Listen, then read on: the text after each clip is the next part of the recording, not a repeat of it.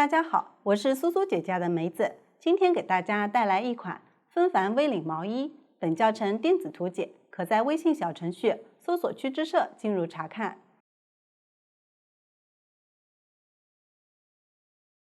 衣服有2个尺码，无论哪个尺码，钩织方法大致相同，只是针数行数有所不同。衣服包含前后片、袖子、下摆和领子。先完成前后片和袖子的钩织与拼接，然后钩下摆，最后钩领子。开始学习后片，后片是由4种花样拼接而成，为了方便讲解，我们分别称为花样1、花样2、花样3和花样4。每种花样都是单独钩织的，钩好后再拼接起来即可。下摆是后期再钩织的。首先来看花样1，花样1是锁针起针，沿着起针的辫子往上片钩，上方要挖领口。这些箭头是领子挑针的入针位置参考，暂时不用看。第一行从右往左看图解，也就是从这里开始看。可以发现这行就是按照一定的规律钩织锁针和短针。这是小码图解，大码左侧边缘的针法与小码略有不同，其余位置包括领口都与小码相同。下面请看我演示。首先锁针起针，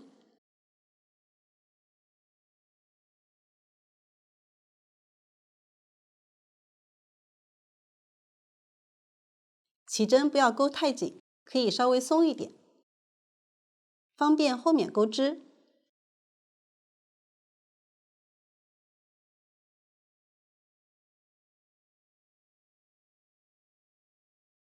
大家按照这样的方法继续钩到需要的锁针数。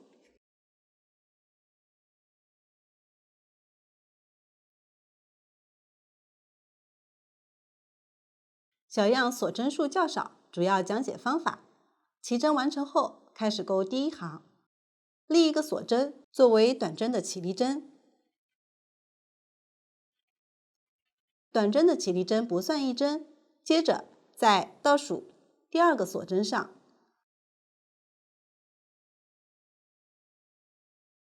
挑上方1到2根线，钩一个短针，我挑1根线钩织。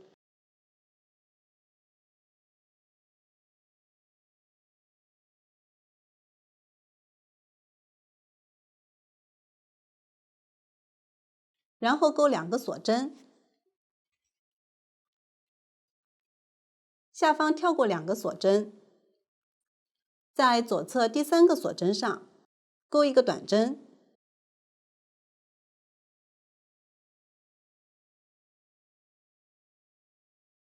第一行的入针位置都是锁针上方的1到2根线，3个锁针，下方跳过1针，在左侧第2针上钩一个短针。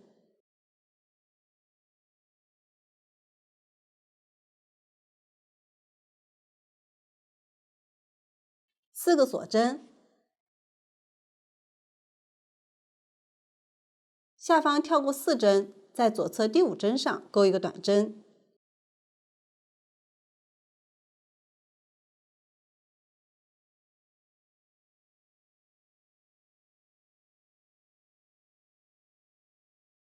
对照图纸可以发现，这一行的中间锁针每次都是3针和4针交替，每次短针之间钩3个锁针时，下方就跳过1针不钩。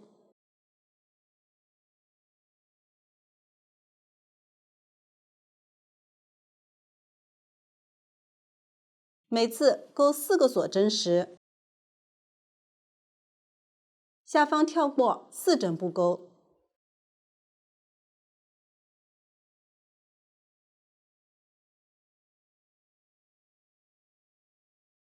按照这样的规律，小马一直钩完倒数第2个短针，大马一直钩完最后一个短针。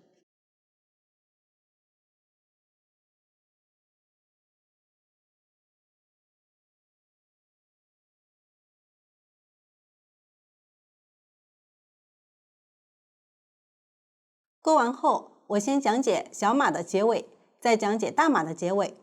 小马倒数第2个短针完成后，刚好剩下3个锁针，接着钩2个锁针，然后在最后一个锁针上钩一个短针。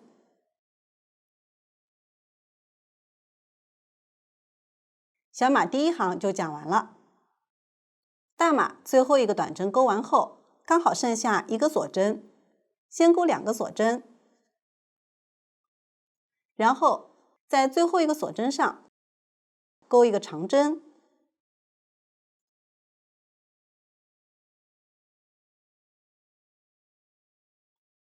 这样大马第1行也讲完了。无论大小马，我们将第1行的正面作为织片的正面，对于花样1来说，也就是起针的线头在左下角时对着自己的一面，就是花样1的正面。继续看第2行，第2行在反面钩织。往后图解都是按照箭头指向来看，因此第2行就是从左往右看图解，2个尺码左侧边缘几针的针法有所不同。对于第2行来说，就是第1个短针之前的针法有所不同。我先讲解小马，再讲解大马。从第1个短针开始，后面的针法都是相同的，请看我演示。小马开头立3个锁针，算作一个长针，再钩3个锁针，翻到反面，这个就是小马第1个短针之前的针法。大马开头也是先连续钩6个锁针，翻面，然后在第1行长针和短针之间的洞眼中钩一个长针2针的枣形针，也就是先钩2个长针未完成针，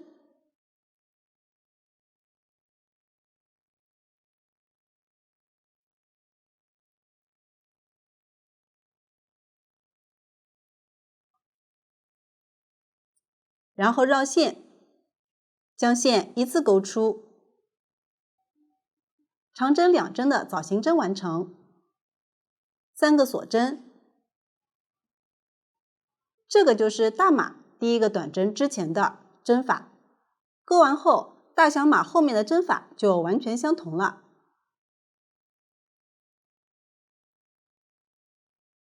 先在左侧3个洞眼分别钩一个短针，短针后面都要钩3个锁针。我继续用小马演示。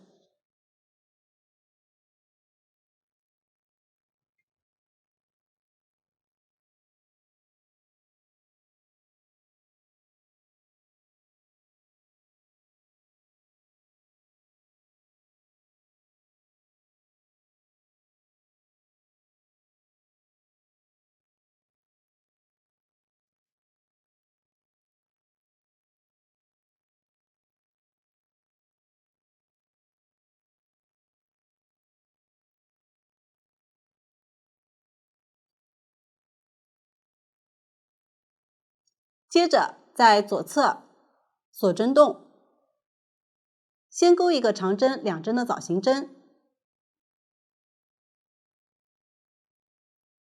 也就是在这个洞眼先钩2个长针未完成针，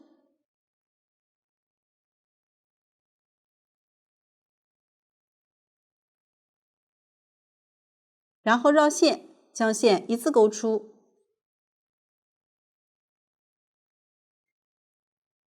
长针2针的枣形针完成，后面简称长针枣形针。接着钩3个锁针，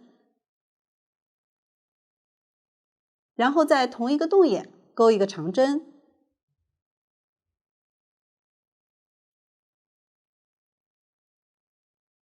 三个锁针，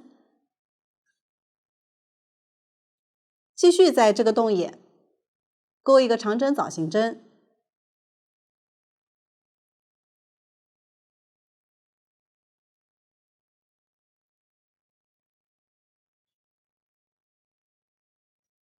完成后三个锁针。为了方便讲解，从第一个短针开始，一直到我们钩好的部分，看作一个组合。我再演示一个组合。先在左侧三个洞眼分别钩一个短针，短针后面都要钩三个锁针。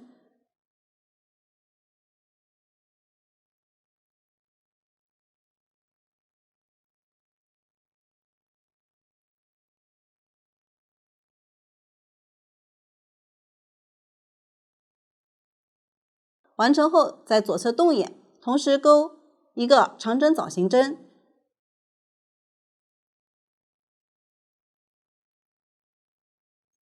三个锁针，一个长针，三个锁针和一个长针枣形针。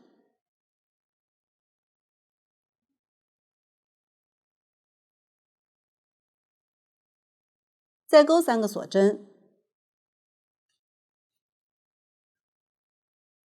又一个组合完成。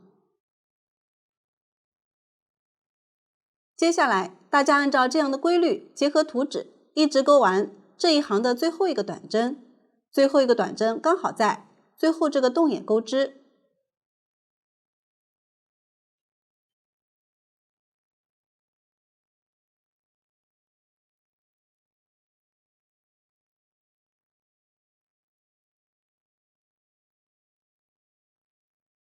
完成后，三个锁针，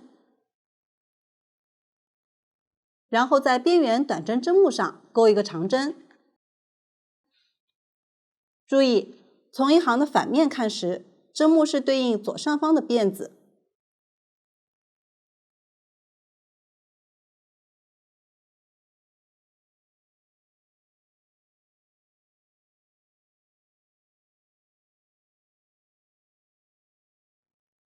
边缘这个针目如果找不准位置，大致调2根线钩织即可。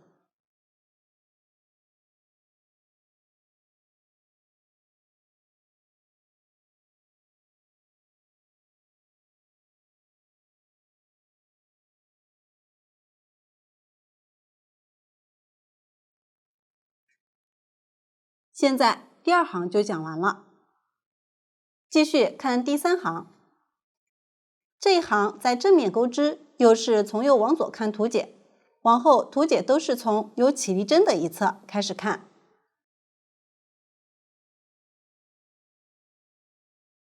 两个尺码的结尾几针有所不同，前面都是相同的。开头立3个锁针，算作一个长针，翻到正面，然后在边缘这个长针针目上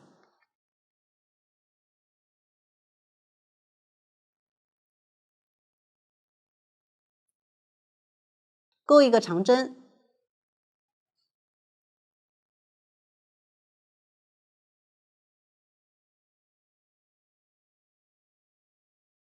接着在左侧洞眼同时钩3个长针，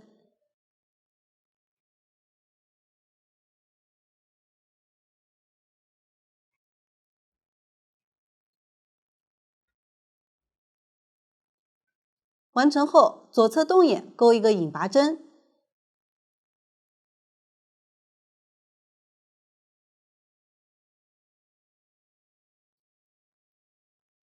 椭圆形实心点表示引拔针不用拉紧，3个锁针，左侧洞眼一个引拔针，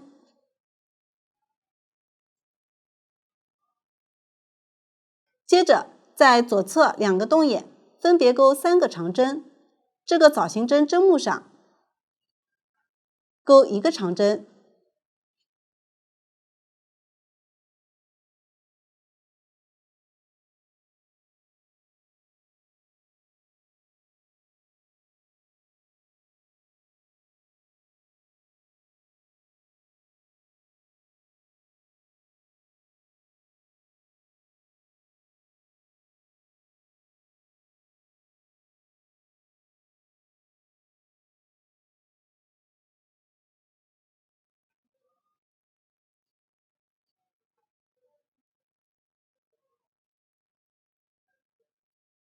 现在这7个长针就钩好了。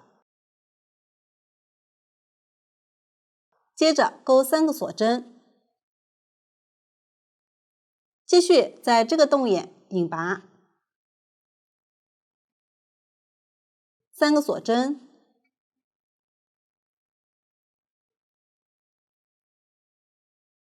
然后钩织和这一侧对称的针法，也就是先在左侧洞眼引拔，然后钩3个锁针，继续在这个洞眼以及左侧洞眼分别钩3个长针，这个枣形针针目上也要钩一个长针。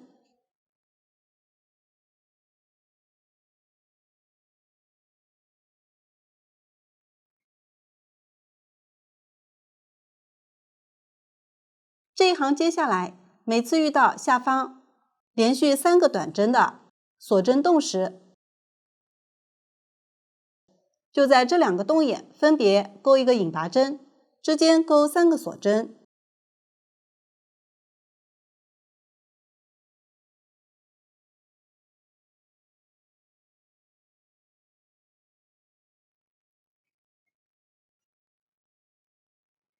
钩完后，每次都要在这样的枣形针和洞眼位置钩7个长针。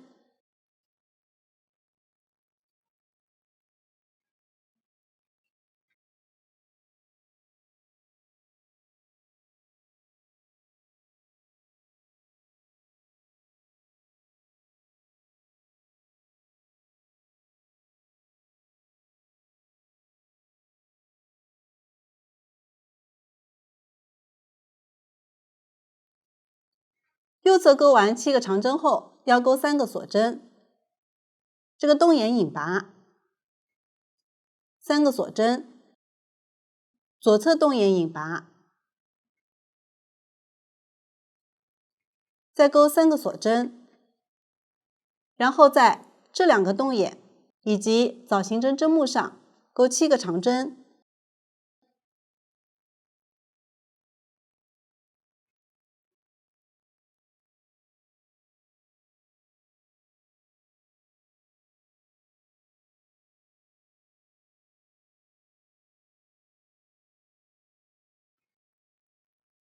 大家结合图纸，2个尺码都是一直钩完最后一个引拔针。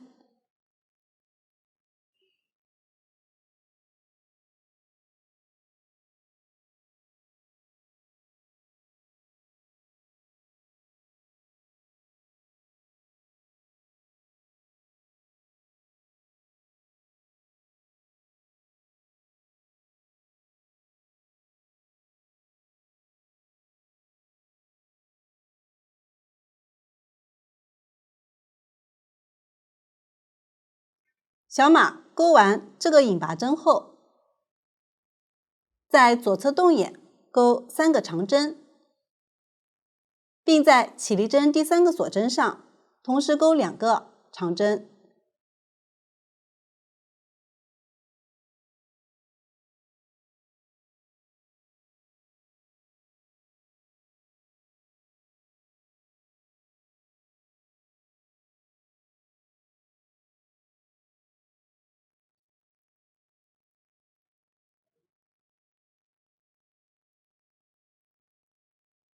这里可以调第3个锁针2根线钩织。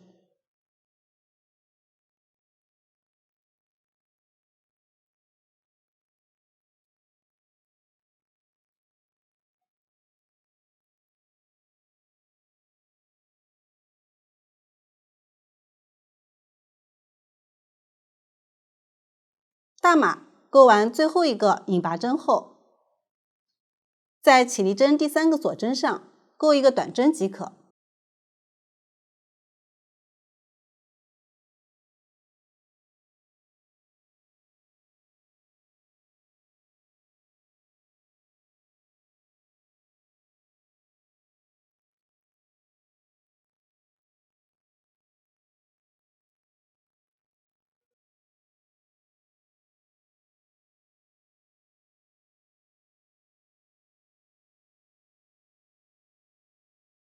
现在第3行就讲完了。继续看第4行，第4行在反面钩织。对于第4行来说，不同尺码，第一个长针之前的针法有所不同。我同样先讲解小码，再讲解大码。第一个长针开始，后面的针法都是相同的。请看我演示。小码开头立2个锁针，算作一个中长针，再钩3个锁针，也就是开头连续钩5个锁针，翻面。找到边缘第2个长针针目，这是第一个，这是第2个。在这个针目上钩一个长针枣形针，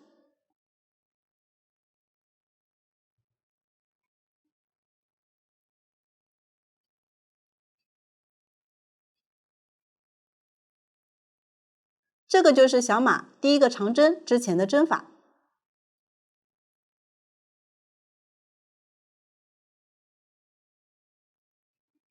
大码开头立3个锁针，再钩2个锁针，翻面，在这个洞眼钩一个短针，4个锁针，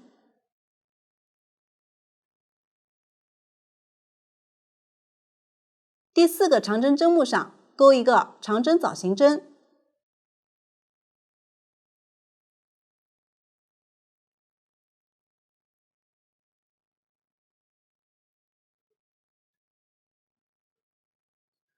这个就是大码第一个长针之前的针法。钩完后，大小码后面的针法就完全相同了。继续在下方洞眼钩一个长针，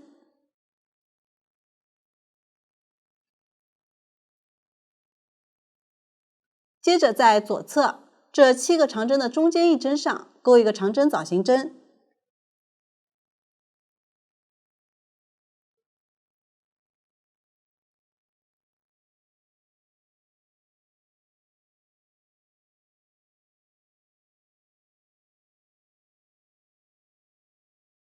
完成后4个锁针。这一行接下来每次遇到这样连续3个锁针洞，都要在这3个洞眼分别钩一个短针，短针之间钩3个锁针连接。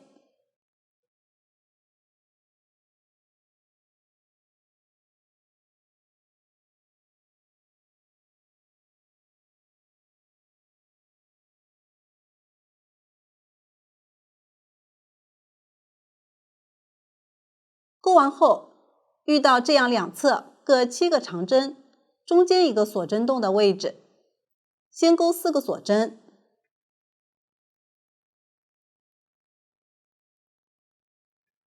然后在两侧长针的中间一针上分别钩一个长针枣形针，中间洞眼钩一个长针，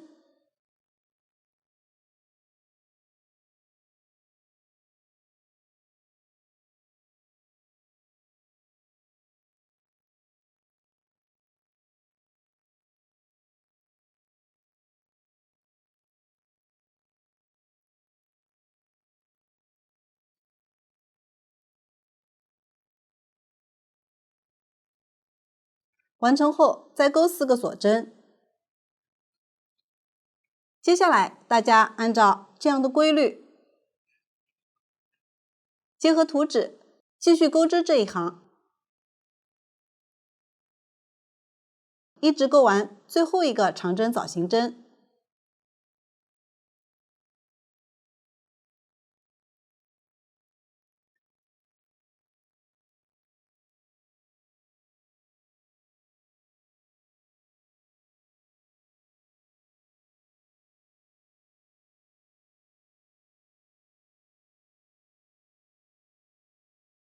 可以发现最后一个长针枣形针是在起立针相邻的长针针目上钩织的，钩完后3个锁针，然后在起立针上挑顶端2根线，钩一个中长针。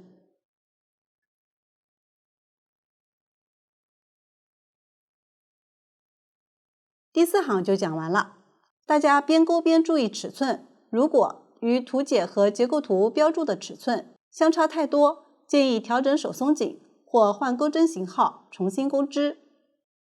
继续钩第5行，2个尺码的结尾几针有所不同，前面都是相同的，立一个锁针，翻面，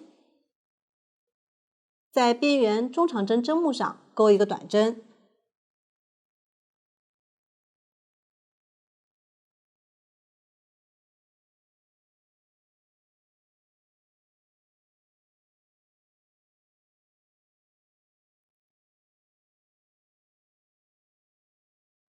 2个锁针，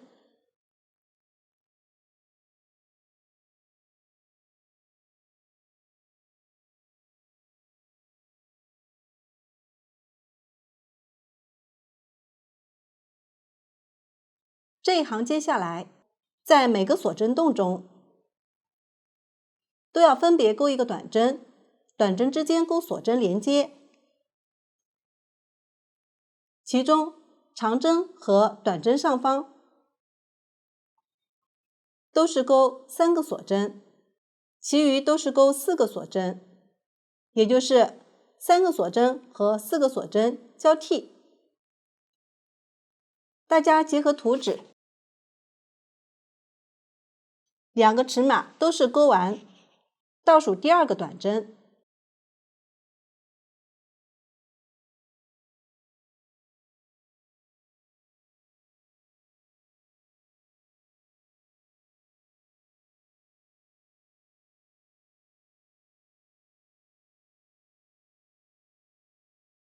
小码钩完倒数第2个短针后，再钩2个锁针，然后在起立针第2个锁针上挑2根线，钩一个短针即可。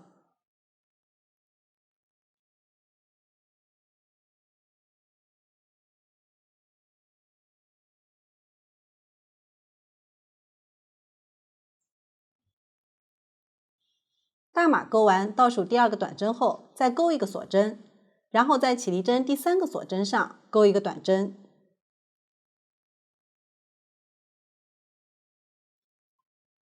现在第5行就讲完了，可以发现第5行中间的针法与第1行是相同的，只是第1行是在起针的辫子上钩织的。花样1，接下来我均以小码为例进行讲解，如果钩织大码，可以先参考小码的讲解，再结合图解进行钩织即可。我们继续来看第6至8行，可以发现不看两侧边缘的针法，第6行与第2行针法是相同的，第7行与第3行相同，第8行与第4行相同，只是花样都错开了。因此花样1就是8行一个循环。大家结合图纸一直钩完倒数第5行，其中每个循环的第7行结尾是一个长长针，大码后面也会遇到长长针。下面我简单演示一下长长针的钩织方法。绕线2圈，穿入下方短针针目，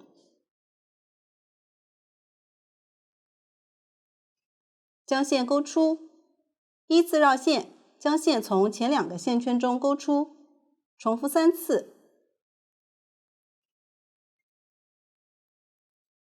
这个就是长长针的钩织方法。大家钩完倒数第5行后不断线，我继续讲解最后4行。这4行需要挖领口，先钩织右侧的这4行，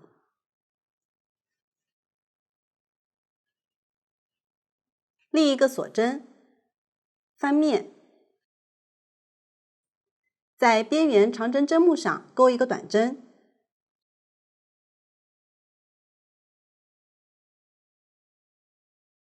2个锁针，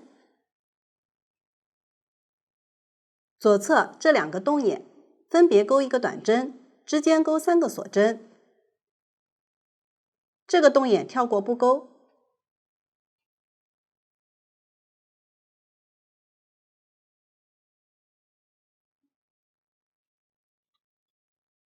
右侧第1行就钩好了，继续钩第2行，先翻面，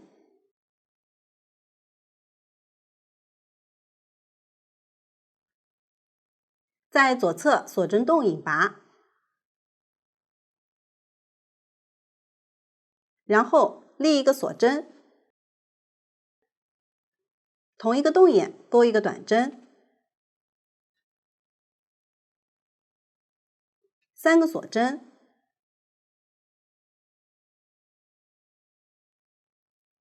左侧洞眼钩1个短针，3个锁针，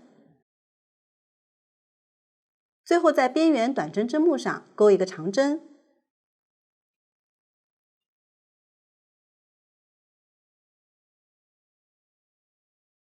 第2行完成，继续钩第3行，立3个锁针，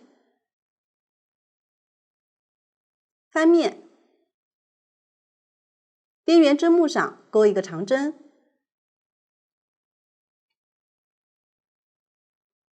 左侧洞眼钩3个长针，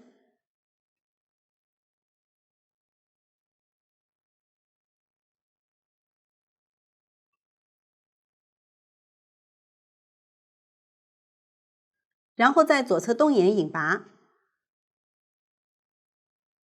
第3行完成，继续钩第4行，先翻面，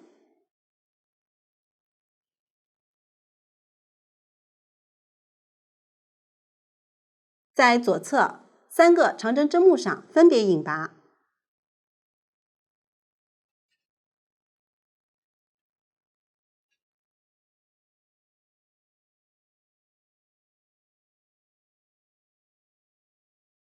然后钩3个锁针，最后在起立针上钩1个中长针。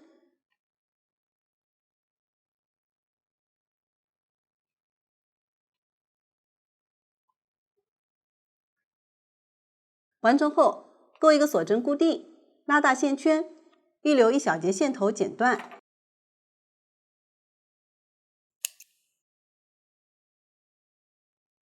拉紧，线头可以暂不处理。这样，右侧4行就讲完了。接着对照图纸，找到左侧第1行的第1个短针位置，在下方的洞眼接线。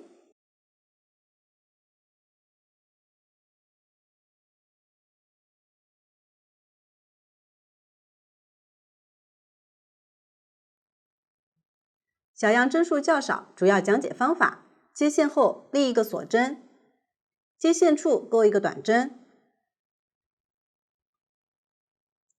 ，3个锁针，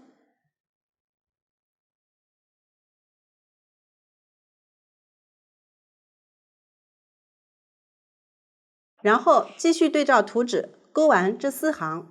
对于领口这一侧，第2行结尾钩完短针后，直接翻面钩第3行，也就是先在这个洞眼引拔，然后立1个锁针，再继续正常钩织。第4行结尾这个长针在这里第3个长针针目上钩织，钩完后断线即可。到这里，后片的花样1就讲完了。接下来学习花样2，花样2也是锁针起针，沿着起针的辫子往上片钩，不加不减钩完对应的行数即可。往后无论哪种花样，片钩时都是从有起立针的一侧开始，看图解。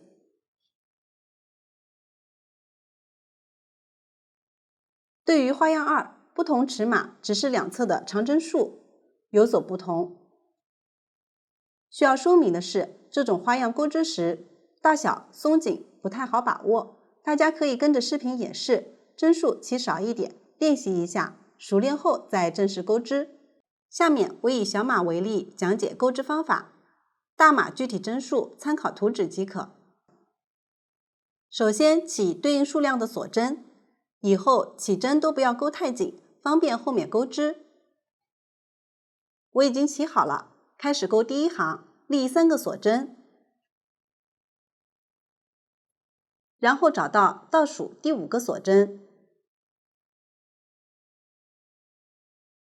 在这个锁针上钩一个长针。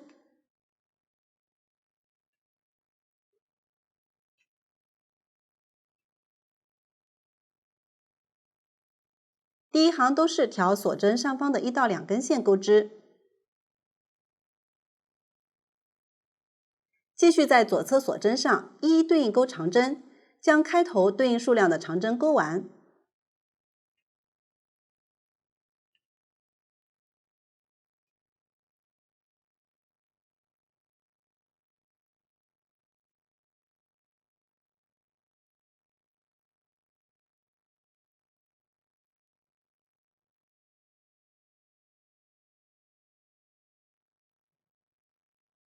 完成后，我们开始钩这种花样。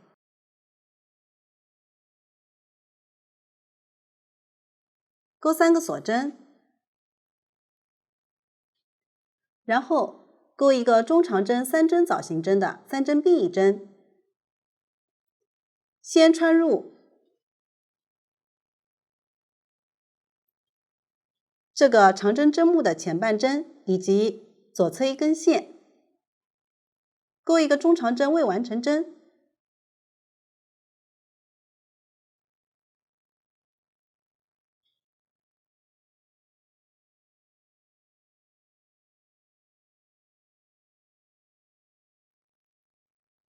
注意，这里要拉大线圈，拉至和右侧大致相同的高度。按照同样的方法，继续在同一个位置再钩2个中长针未完成针。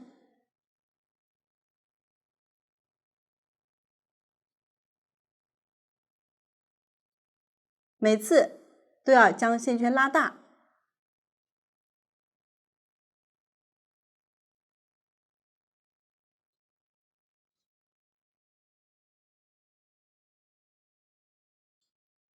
完成后，下方跳过2个锁针，在左侧第3个锁针上继续钩3个中长针未完成针。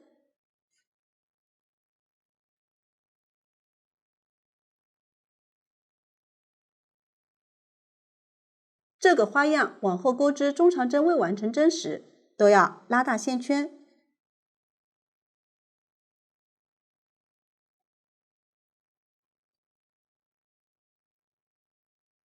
这里的线圈和前面大致一样。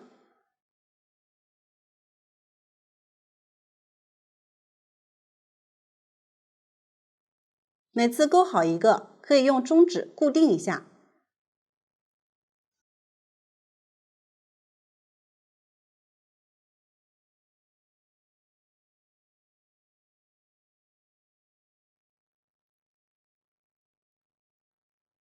完成后，继续跳过2个锁针，在左侧第3针上再同时钩3个中长针未完成针。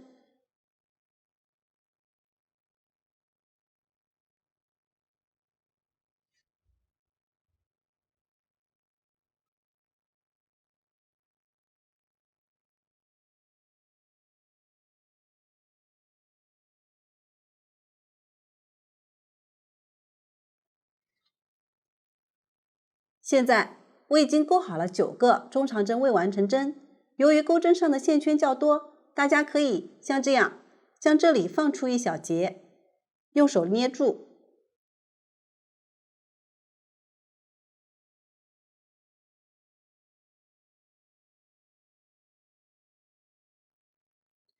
然后绕线，将线从线圈中一次勾出，勾出的同时放开这一小节，这样不容易将这里的线圈拉小。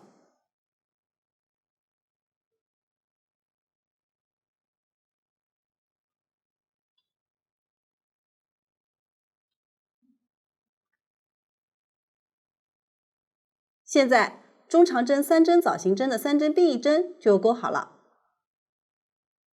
我们可以看作一次性勾了3个花瓣，稍微拉紧线，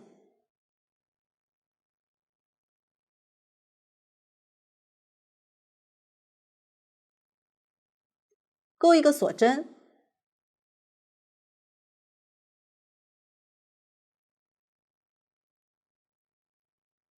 保证钩完后这里的洞眼不会太大。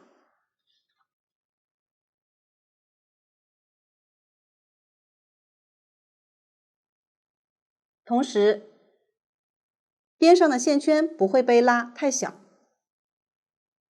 继续钩2个锁针，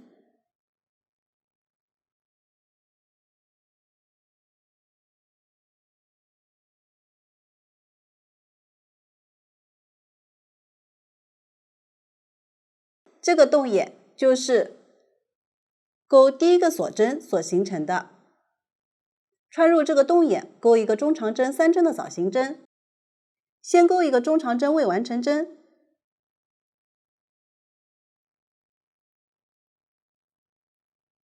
不要忘记拉大线圈，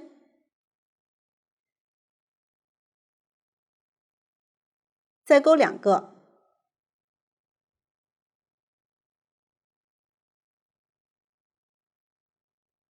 完成后绕线，将线依次钩出。中长针3针的枣形针完成，后面简称中长针枣形针，再钩一个锁针固定。这里相当于钩好了第4个花瓣。注意，每个花瓣的大小应该大致一样，不要相差太多，否则不够美观。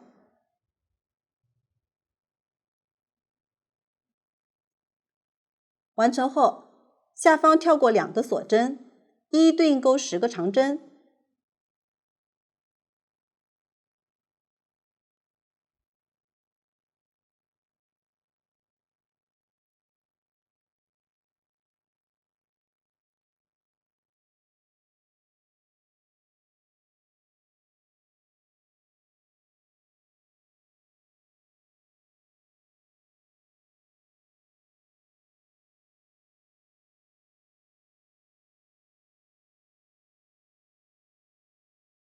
钩完后，我再演示一次这里的针法。先钩3个锁针，然后挑这个长针的前半针以及左侧一根线，钩3个中长针未完成针，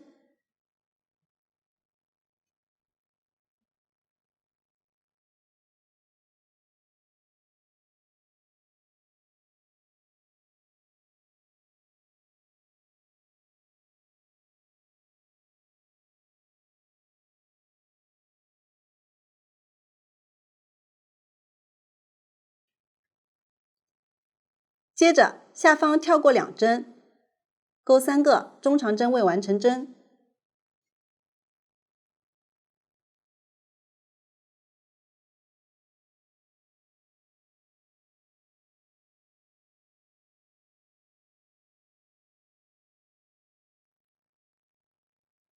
再跳过2针，钩3个中长针未完成针，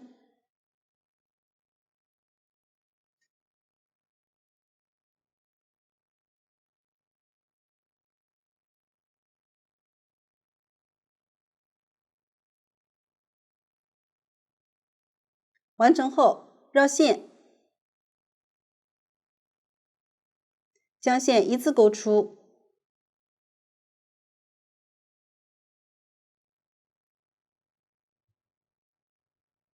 稍微拉紧线，然后钩3个锁针，第1个锁针要稍微钩紧一点，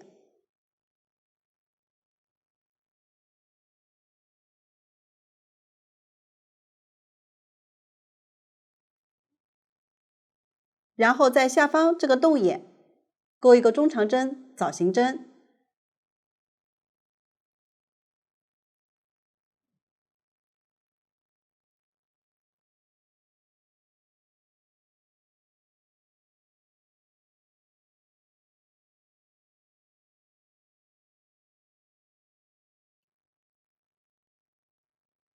勾一个锁针固定。现在这个花样就勾完了。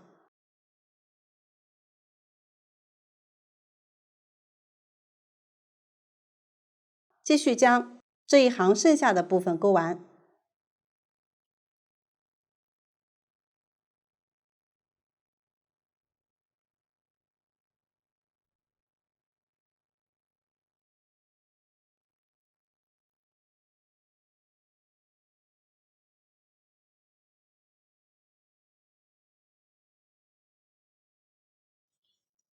现在小样第一行就勾好了，继续勾第二行，先一一对应勾长针。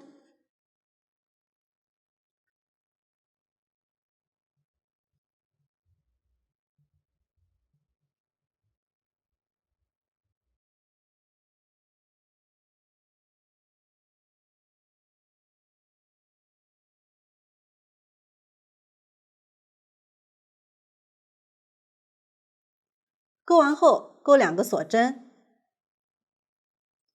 然后在下方中心动眼中，也就是这个枣形针的入针位置，勾一个中长针枣形针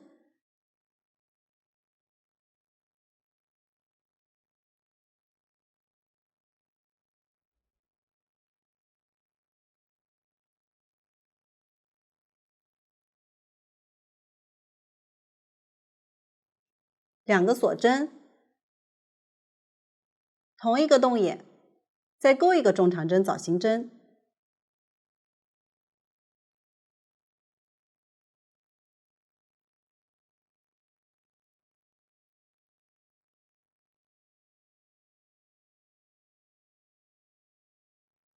，2个锁针，这里相当于又勾好了2个花瓣。这一行往后，每次遇到长针就一一对应勾长针。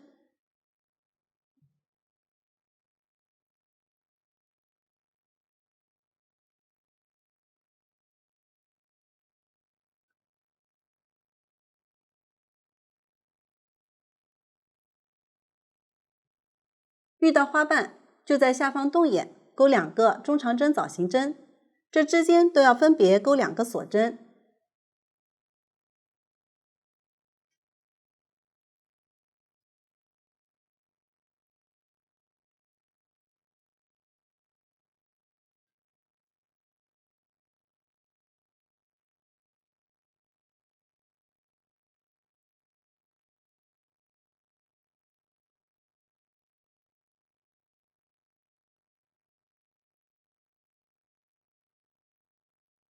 继续将这一行勾完。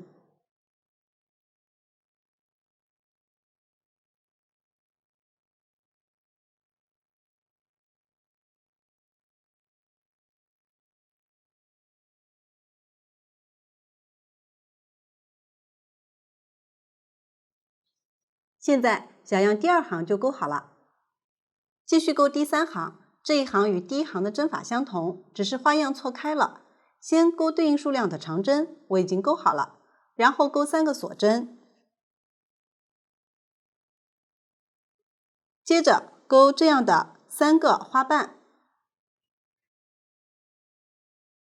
第一个入针位置仍然是这个长针的前半针以及左侧一根线。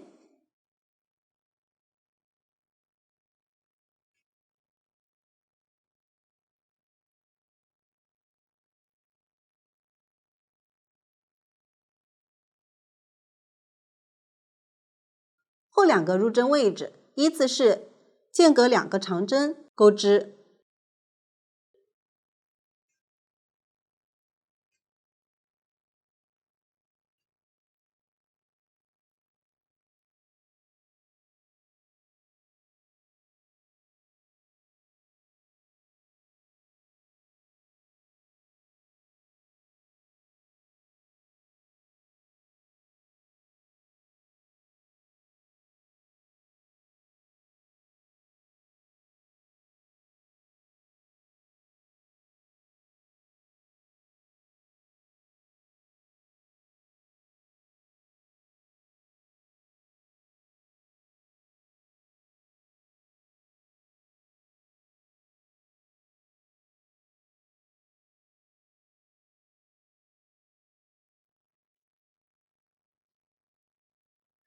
钩完后钩3个锁针，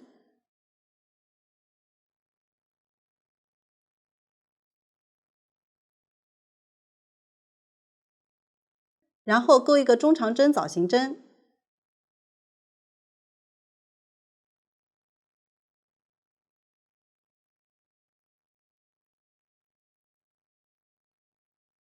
再钩一个锁针固定，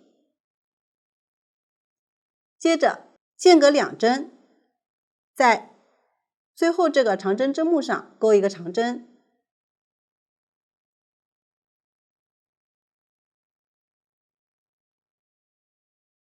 然后在左侧3个稍大的洞眼中分别钩2个长针，这2个枣形针的针目上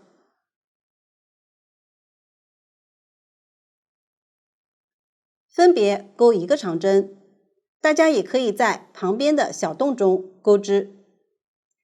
入针位置可以根据喜好确定，确保这一段总共钩8个长针即可。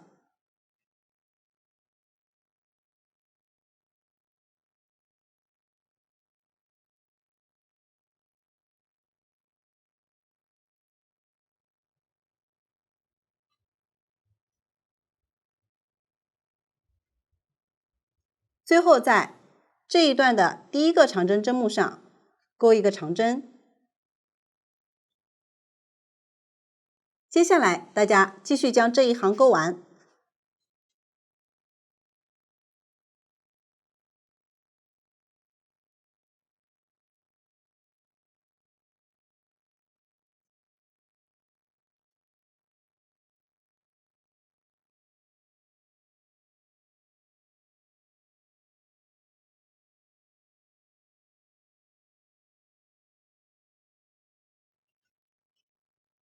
第3行就钩好了。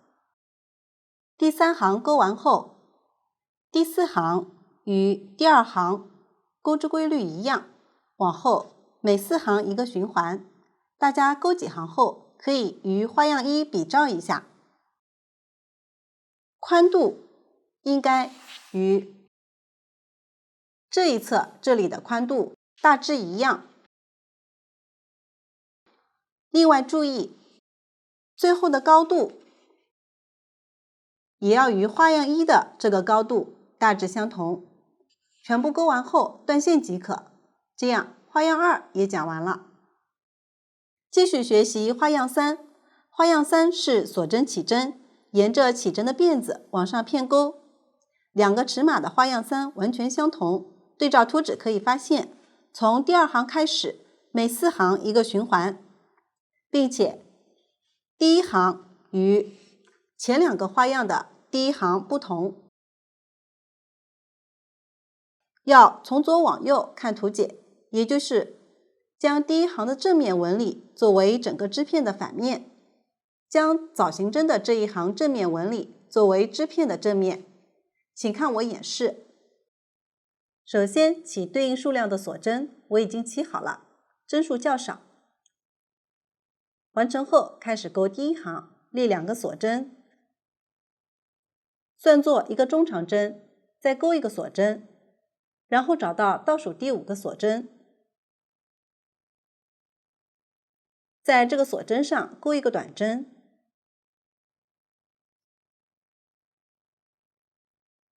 ，4个锁针，跳过3针钩一个短针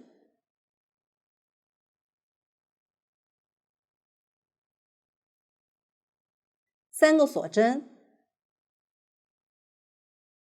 跳过2针，一个短针，4个锁针，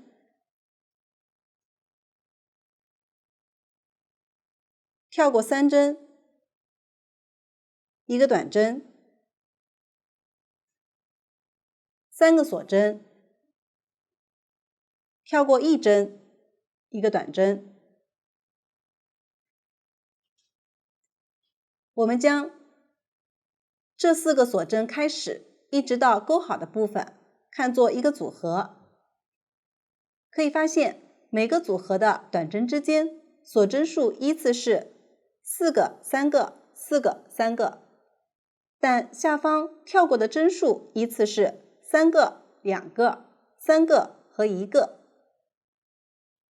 按照这样的规律继续钩织。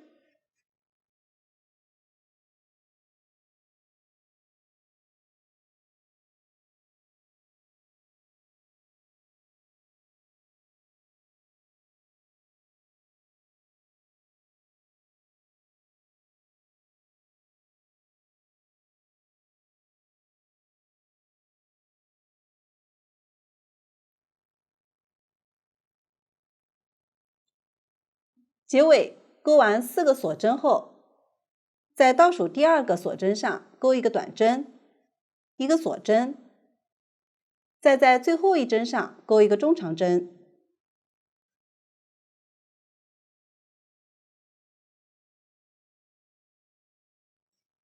第一行就讲完了，继续钩第2行，先钩3个锁针，翻面，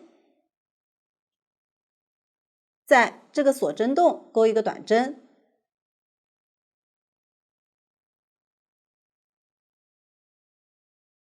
然后钩一个锁针，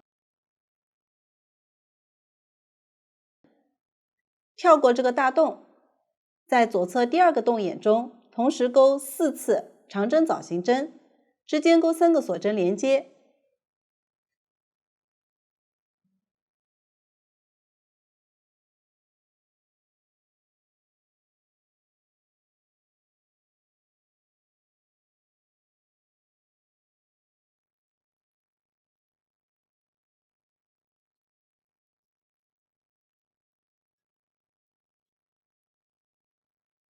完成后再钩一个锁针，跳过左侧大洞，在这个洞眼同时钩一个短针，3个锁针和一个短针，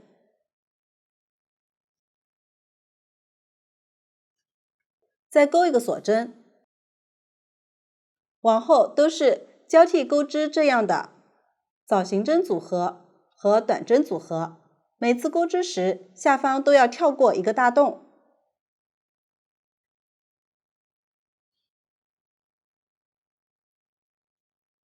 按照这样的规律一直钩完最后一个长针枣形针。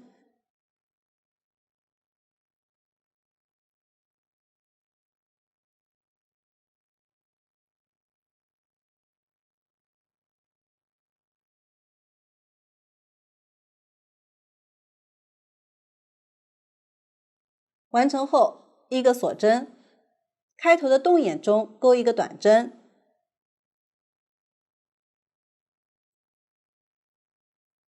一个锁针，最后在起立针第2个锁针上钩一个中长针。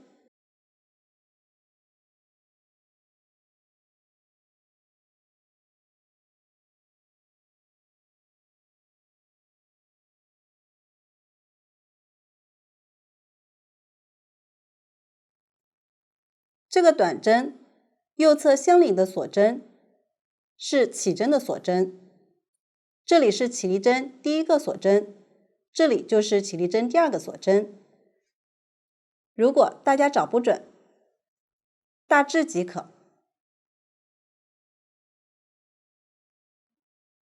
第2行完成，继续钩第3行，第3个锁针，翻面。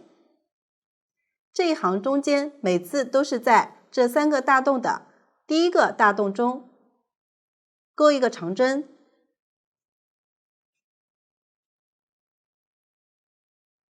，4个锁针，中间这个大洞中同时钩一个短针，3个锁针和一个短针，再钩4个锁针，然后在第3个大洞中钩一个长针，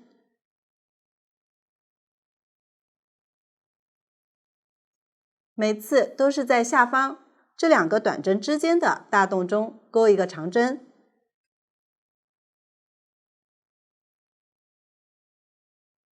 按照这样的规律继续钩织。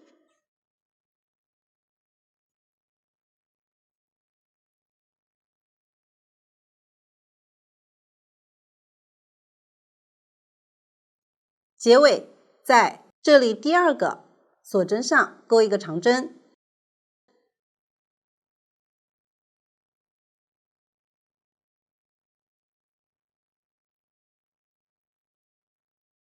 第3行完成，继续钩第4行，先钩3个锁针，翻面，然后在第2个长针上钩一个短针，4个锁针，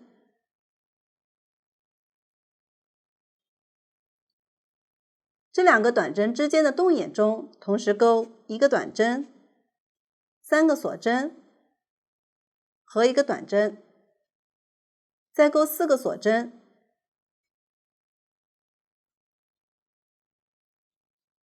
接着在这3个长针的第1针和第3针上分别钩一个短针，之间钩3个锁针，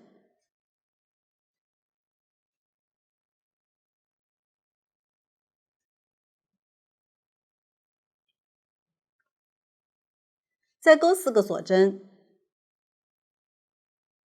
继续按照这里的钩织规律进行钩织。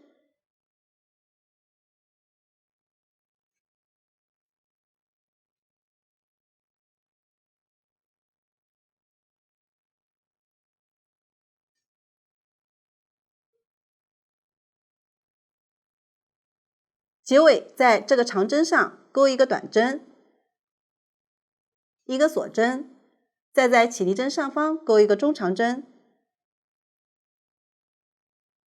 第4行完成，继续钩第5行，开头直接钩4个锁针，翻面，然后在下方这个1针锁针的洞眼中同时钩一个长针，2个锁针，一个长针，再钩一个锁针，短针之间的洞眼中同时钩2个短针，之间钩3个锁针，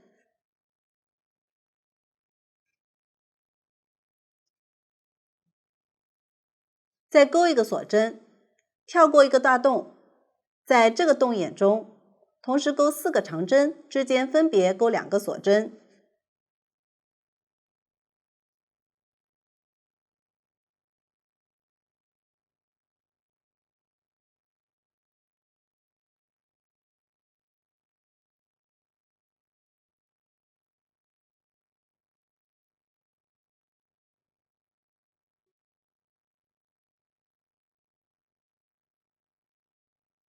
再钩一个锁针，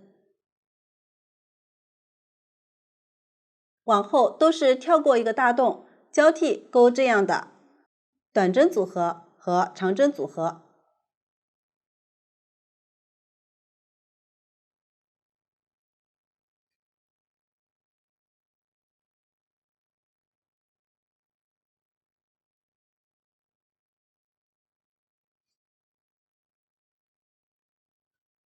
结尾在边缘洞眼中依次钩一个长针，2个锁针，一个长针，一个锁针，最后再钩一个长针，可以调起立针第2个锁针钩织，也可以直接在洞眼中钩织。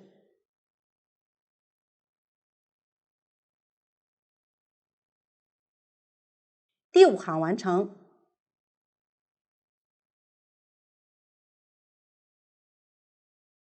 往后就是重复第2至5行的针法，同样边钩边注意与图纸的尺寸比照，不要相差太多。这样花样3就讲完了。继续学习花样4，花样4也是锁针起针，沿着起针的辫子往上偏钩，2个尺码的花样4，针数相同，只是行数不同。对照图纸可以发现，花样4是每2行一个循环，第1行要从左往右看图解，也就是将长针的这一行正面纹理作为织片的正面，请看我演示。首先起对应数量的锁针，并钩好第一行，小样已经钩好了。第一行就是交替钩一个短针和5个锁针，下方都是跳过3个锁针不钩。钩好后，继续钩第二行，立4个锁针，相当于一个长长针，翻面。在这5个锁针的第3针上挑1到2根线，同时钩3个长针。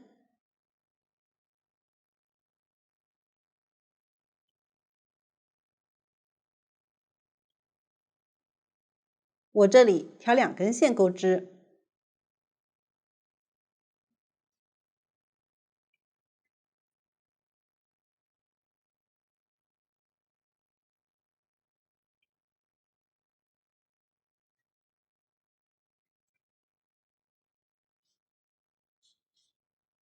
完成后1个锁针，往后都是在5个锁针的中间一针上同时钩3个长针。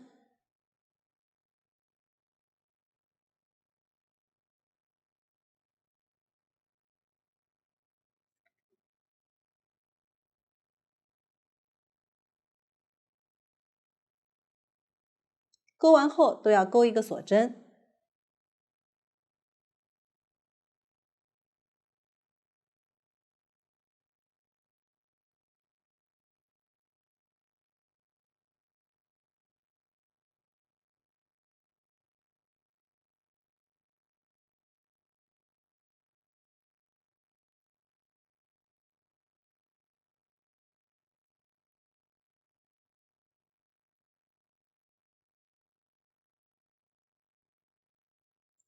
最后3个长针钩完后，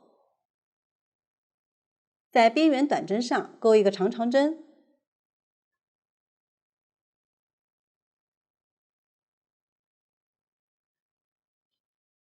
第2行完成，往后都是重复钩织前2行的针法。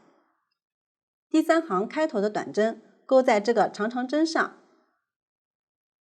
结尾的短针钩在这个起立针上，中间的短针都是钩在锁针洞中。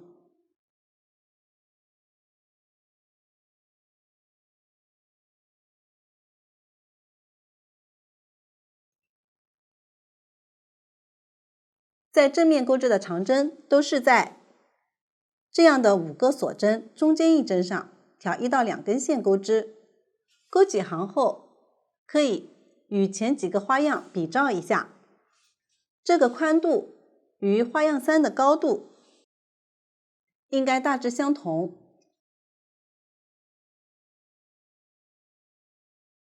花样3的宽度与花样4的高度加起来，应该与花样1和花样2的宽度之和差不多。因此，花样4的行数可以根据需求调整。到这里，花样4也讲完了。接下来需要将钩好的4个花样拼接起来。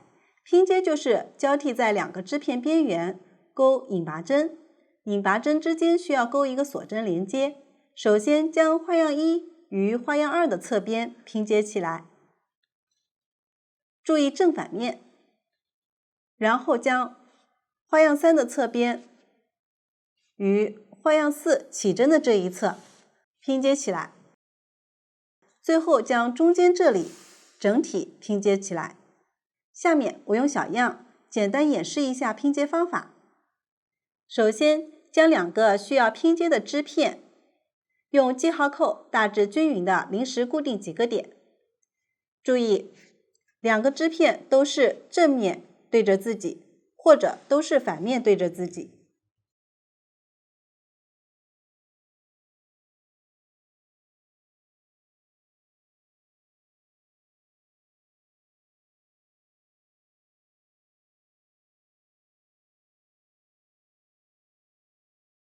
没有记号扣时，可以用别针或者回形针代替。固定好后开始拼接，可以在正面，也可以在反面进行。先在拐角接线，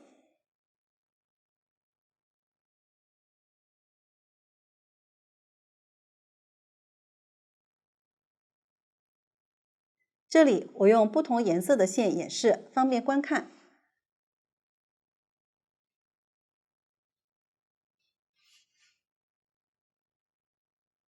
钩一个锁针，然后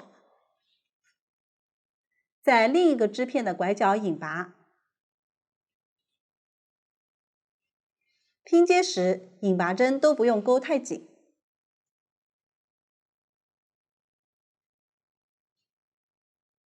一个锁针，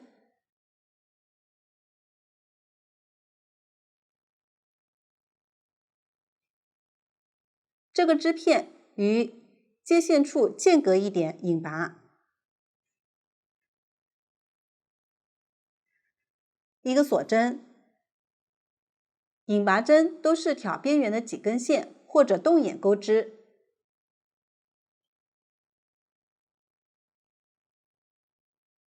另一个织片间隔一点引拔。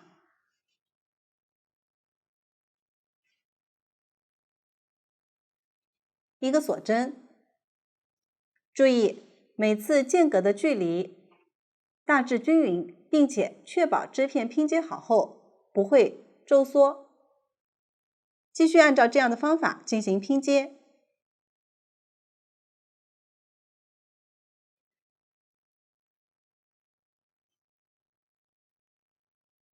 将这条边拼接完成。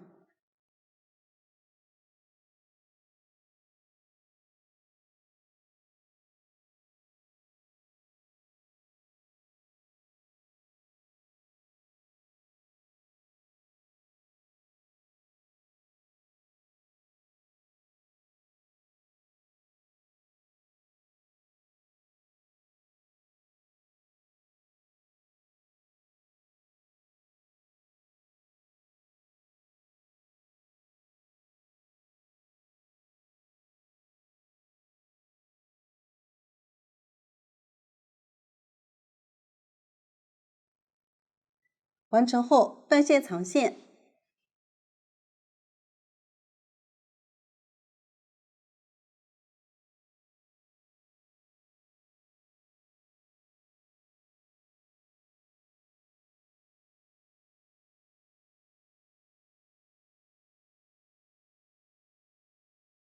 大家也可以将整个线头藏完。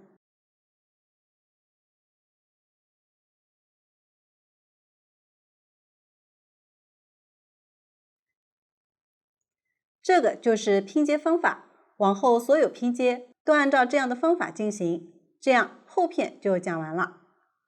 接下来学习前片，同样先钩花样一，起针数与总行数都与后片一样，只是领口不一样。先对照图纸一直钩完领口下方对应的行数，然后继续钩织这一侧。第一行结尾，在这个洞眼钩最后一个短针，然后继续往上钩完这一侧。钩完后，在旁边这个洞眼接线，钩完这一侧即可。钩织时会遇到两个新针法：长针减针。长针与长长针并针，我分别演示一下这两种针法的钩织。长针减针就是先在图纸指向的位置分别钩一个长针未完成针。这里小样入针位置不做参考，只演示钩织方法。两个未完成针钩好后，绕线，将线依次钩出即可。这个就是长针减针。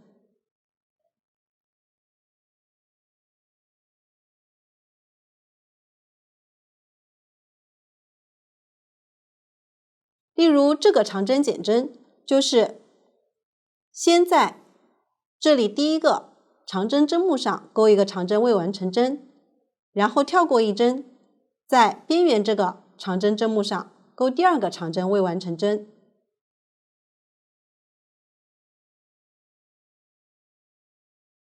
长针与长长针并针，这里就是在这个洞眼钩一个长针未完成针，在边缘这个长针针目上钩一个长长针未完成针。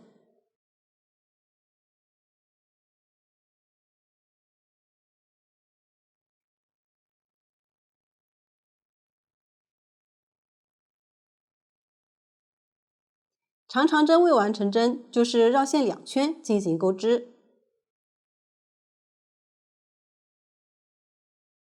钩好后，同样绕线，将线依次钩出即可。这个就是长针与长长针并针的钩织方法。接下来，大家将前片所有花样钩完，并拼接完成，这样前片也讲完了。接下来学习袖子，袖子分为袖身和袖边。两只袖子的袖身花样不同，左袖是由花样1和花样3组成，右袖是由花样2与花样4组成。袖身花样都是片钩的，钩完后拼接好，并拼接成筒状。最后圈钩袖边。需要说明的是，不同尺码的袖身花样侧边针法可能有所不同，涉及到的针法前面都讲解过了，大家结合图纸钩完。注意，这样两种花样的交界处，宽度要大致相同，方便拼接。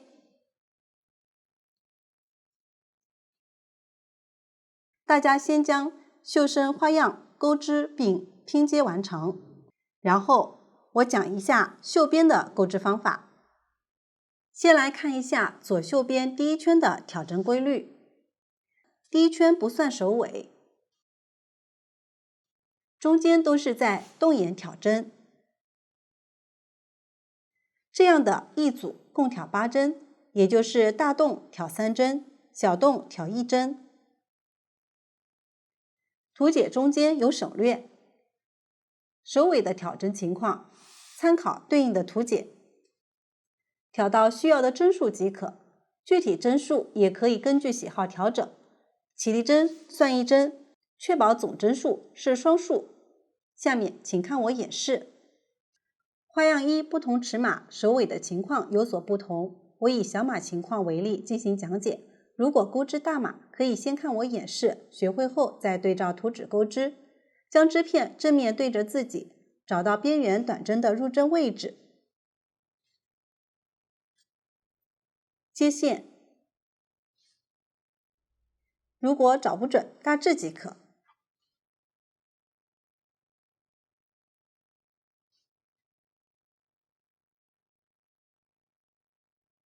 立2个锁针，然后在左侧2个动眼分别钩一个长针。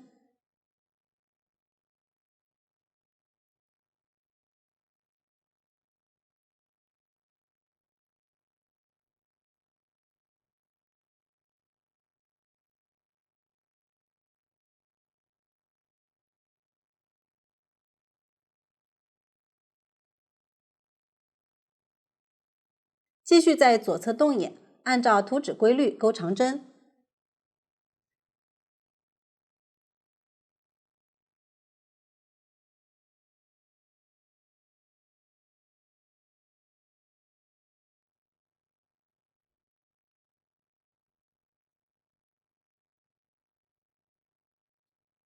结尾在最后2个短针的入针位置以及之间的小洞中分别钩一个长针。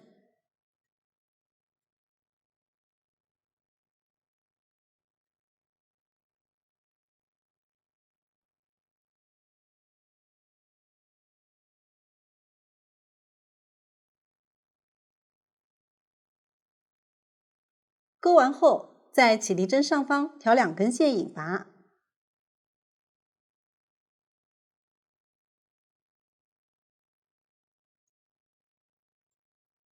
圆形实心点表示引拔针需要拉紧，第1圈就钩好了。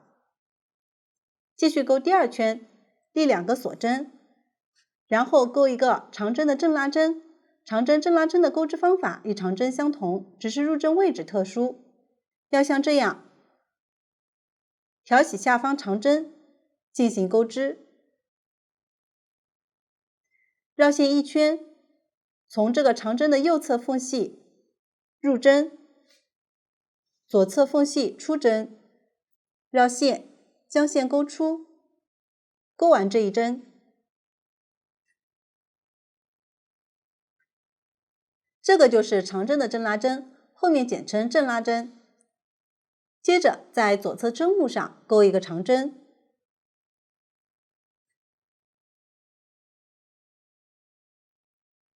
这一圈就是交替勾一个正拉针，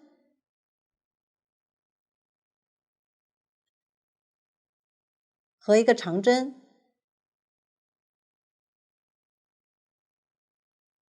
将这一圈勾完。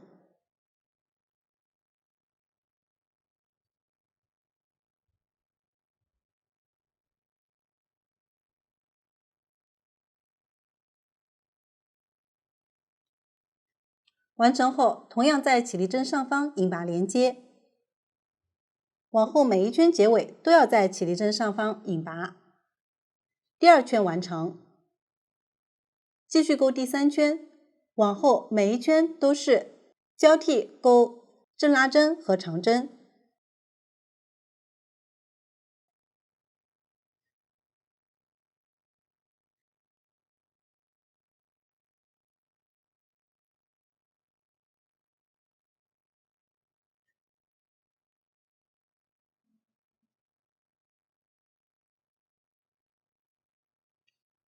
大家按照这样的方法将剩余圈数勾完，这样左袖的袖边就讲完了。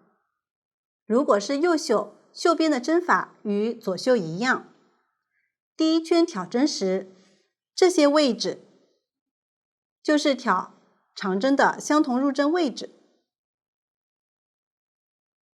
可以发现这里是隔一针挑一次。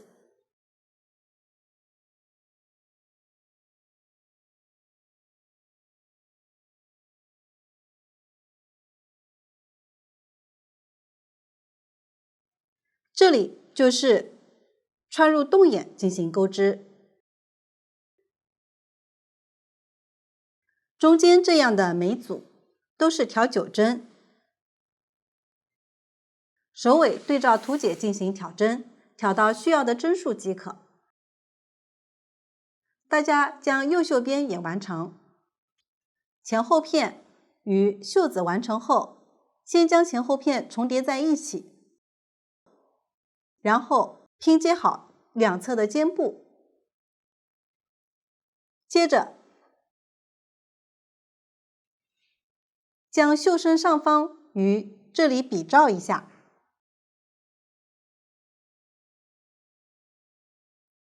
标记出袖笼的位置，袖笼的高度可以稍微大一点点，没关系，不要太小。确定好位置后，先从下方开始拼接，一直拼接到标记处，然后将袖身继续拼接到袖笼位置。拼接方法和前面一样，注意大致均匀。全部拼接好后，在下方挑针，圈钩下摆。不同花样的位置、挑针规律以及针数，图纸都有说明，大家参考袖边的方法，将下摆也勾完即可。这样下摆也讲完了。下摆完成后，继续在领口挑针勾领子。第一圈可以从后片位置开始挑针，开头立2个锁针后，就全部挑针勾长针。入针位置可以参考这里的箭头指向来勾，大致均匀即可。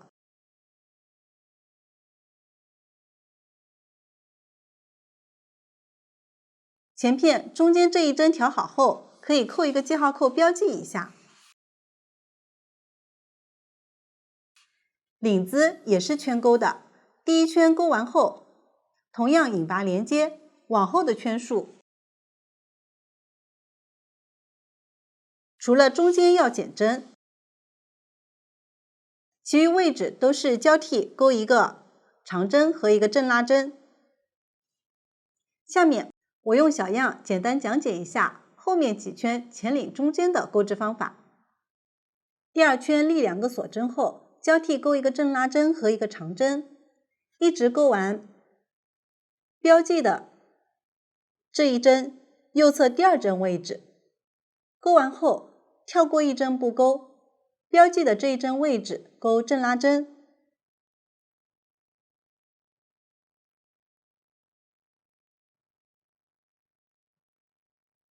然后再跳过1针钩一个正拉针，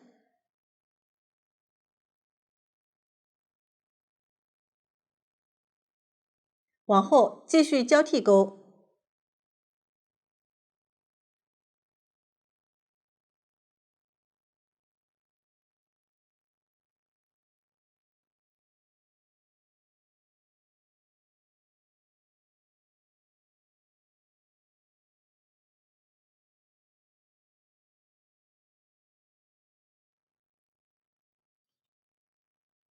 第2圈完成后，继续钩第3圈，前面都是正常钩织。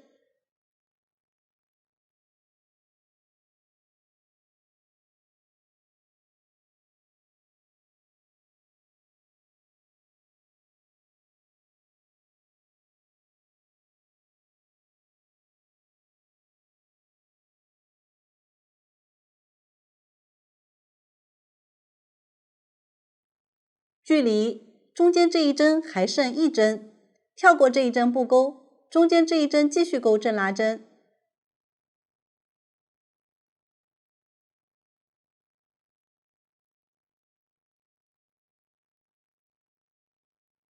左侧跳过1针，交替钩长针和正拉针。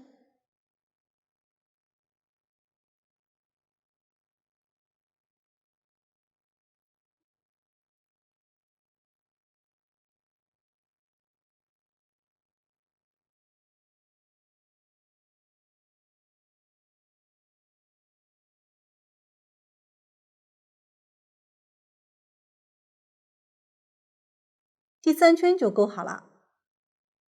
往后的第4圈和第5圈，每次到中间这里，两边都要跳过1针不钩，中间这一针始终钩正拉针。大家结合图纸钩完前5圈，并钩完第6圈前面的针数，也就是距离中间一针剩下2针。钩完后需要钩一个长针正拉针的3针并1针。我演示一下这个并针的钩织方法。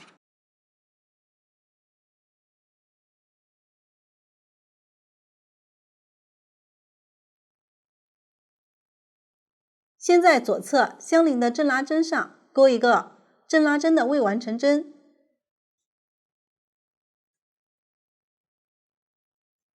然后在中间这个正拉针上钩一个正拉针的未完成针，